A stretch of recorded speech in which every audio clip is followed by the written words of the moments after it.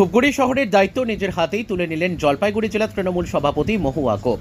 শহর কমিটির সভাপতি ও সম্পাদকের পদ সরিয়ে একটি কোর কমিটি গঠন করা হয়েছে।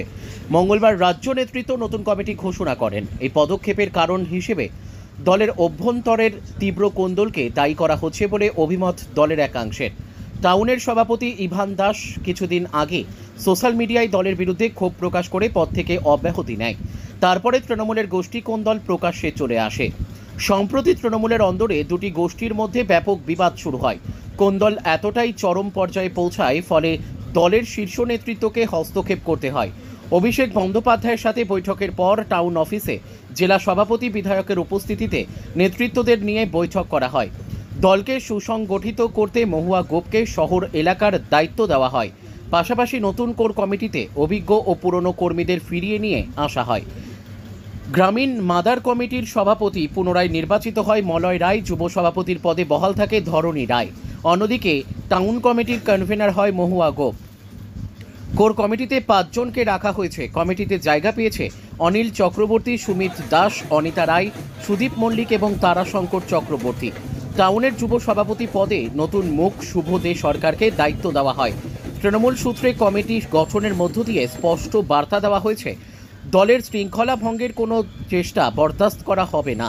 দলের নির্দেশ মেনে কাজ করতে হবে। জেলা সম্পাদক রাজেশ কুমার সিং বলেন, বলছি তো আজকে তো নতুন এক কমিটি গঠন হলো, যেখানে দেখা যাচ্ছে যে টাউনে একটা কমিটি গঠন হয়েছে, যেখানে কোনো সভাপতি করা হয়নি, একটা কোর কমিটি করা হয়েছে আর মহুয়া গোপকে মাথার উপরে রাখা হয়েছে। সভাপতি কি খুঁজে পাওয়া গেল না, বা কি বিষয় কি রয়েছে হঠাৎ? তৃণমূল কংগ্রেস একটা বড় দল, বিভিন্ন জায়গায় এরকম কোর কমিটি আছে, ওদের নতুনত্ব কিছু দল নিজের ভাবনায় চলে। দল একটা সবাইকে নিয়ে একটা দল, সেখানে দল ভাবনা করেছে এইভাবে করলে হয়তো আমাদের রেজাল্ট আরও ভালো হবে। এবং এটা সঠিক সিদ্ধান্ত, দলের সিদ্ধান্ত আমরা সবসময় মান্যতা দিই এবং দলের সিদ্ধান্তকে মান্যতা দিয়েই কাজ করতে হবে। তৃণমূল কংগ্রেস আমাদের সর্বোচ্চ নেত্রী মমতা বন্দ্যোপাধ্যায়, সর্বোচ্চ নেতা অভিষেক বন্দ্যোপাধ্যায় যে সিদ্ধান্ত নিয়েছেন এটা দলের সিদ্ধান্ত, এবং এটাই সর্বোপরি সব এই সিদ্ধান্তকে মেনে আমরা কাজ করি। এখানে কি গোষ্ঠী কন্দলের বিষয় কোনো কিছু গোষ্ঠী তৃণমূল করেছে একটা পরিবার।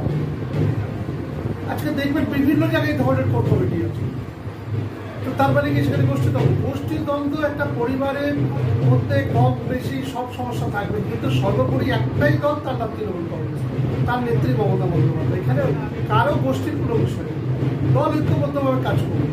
আগামী দিন ধূপগুড়ি বিধানসভা জিততে হবে, তৃণমূল কংগ্রেস জিতে দেখা, বাই ইলেকশন তো আমরা জিতেছি, তারপরে ধূপগুড়ি জিততে গেলে আরও ঐক্যবদ্ধ লড়াই করতে হবে।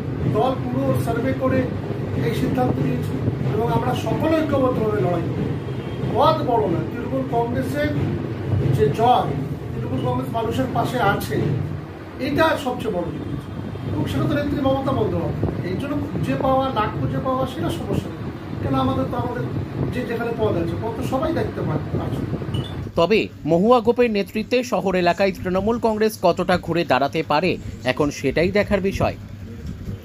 ধূপগুড়ি থেকে ভাস্কর মহন্তের রিপোর্ট, আমাদের টিভি।